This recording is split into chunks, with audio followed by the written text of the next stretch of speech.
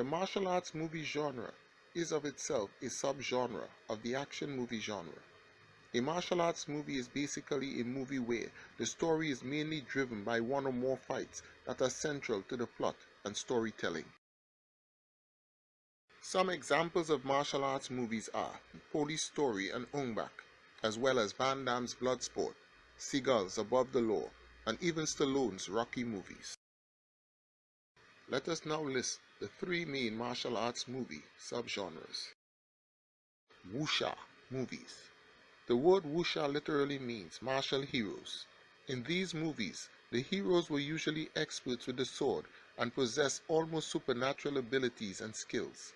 They were usually on some mission of revenge or atonement. The very first wuxia movie was, as a matter of fact, the first martial arts movie, The Burning of the Red Lotus Temple, which was first serialized from 1921 to 1928 and then adapted and released as a film in 1928.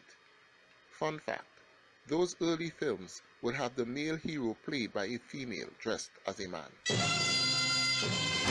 Then, in 1965, Shaw Brothers Studio produced a film widely considered by many to be their first wuxia movie, Temple of the Red Lotus, and its sequel, The Twin Swords. There would be a third movie in 1967, The Sword and the Lute. All three films would star future superstars Jimmy Wang Yu and Lo Lei. In 1967, future legendary director Chang Che would team up with Jimmy Wang Yu and Shaw Studio and release the record-breaking classic film, The One-Armed Swordsman. The success of this movie would take wuxia to unprecedented heights, and it would remain there for many years to come.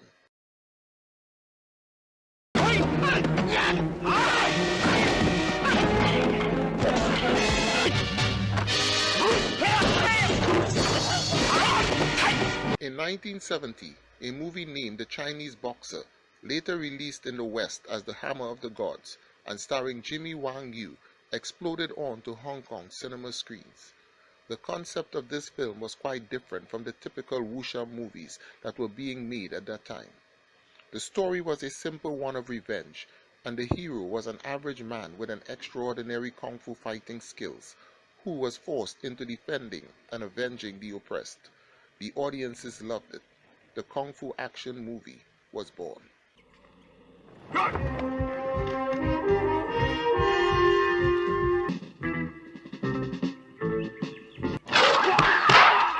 1 year later, in 1971, the landscape of martial arts cinema would forever be changed with the release of the movie, The Big Boss, starring Bruce Lee. The kung fu action in this movie was unlike anything anyone had seen before. There were no gimmicks to the fights. It was all done naturally. With this and his subsequent films, Fist of Fury, Way of the Dragon, and Enter the Dragon, Bruce Lee not only cemented his legacy in kung fu action cinema, but he also forever established the popularity of martial art movies on a global scale. Following the untimely passing of Bruce Lee in 1973, Hong Kong movie studios quickly scrambled to find a new heir to the throne. To them, the survival of martial arts cinema was at stake. What transpired after the death of Bruce Lee had never happened before or ever since. The exact figures are not known. Some say hundreds, others swear thousands of Bruce Lee imitators known as clones flooded movie theaters with movies that would become known by the moniker Bruceploitation films. Needless to say, none of them would come close to the original.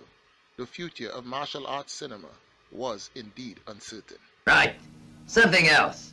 Let's see you try the water technique. Ha! Ha! Ha! After many years of declining box office numbers, the Hong Kong movie industry was in desperate need of something spectacular that would bring moviegoers back to the theaters in large numbers.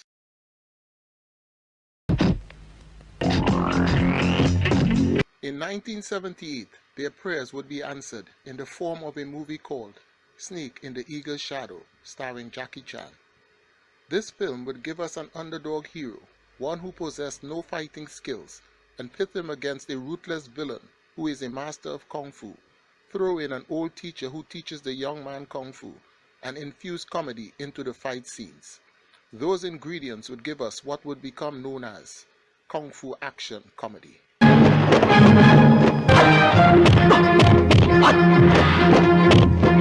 The Hong Kong movie industry became revitalized upon the release of Snake in the Eagle's Shadow and the follow-up Drunken Master, both in 1978 and featuring almost the same players, both in front and behind the cameras, utilizing the same winning formula that the audiences willingly gave their blessings to.